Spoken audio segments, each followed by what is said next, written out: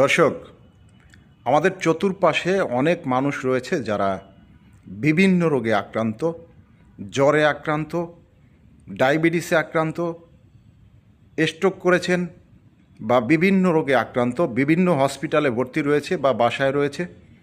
আপনাদের সবার কাছে রিকোয়েস্ট যে আপনারা সেই সমস্ত মানুষদের জন্য প্রার্থনা করবেন যেন তারা সবাই সুস্থ হয়ে ওঠে। আমরা যদি একজন অসুস্থ মানুষের পাশে দাঁড়াই এবং তার সুস্থতা কামনায় যদি প্রার্থনা করি, আমরা বিশ্বাস করি যে সৃষ্টিকর্তা তিনিও আমাদের প্রতি সদয় হবেন, আমরাও আমাদের কাজ সুন্দরভাবে আমরা করতে পারবো। তাই আসুন, আমাদের আশেপাশে থাকা যত অসুস্থ মানুষ রয়েছে, আমাদের জানা অজানা সবার জন্য আমরা প্রার্থনা করি, তাদের সুস্থতা কামনা করি যেন তারা সবাই সুস্থ হয়ে ওঠে।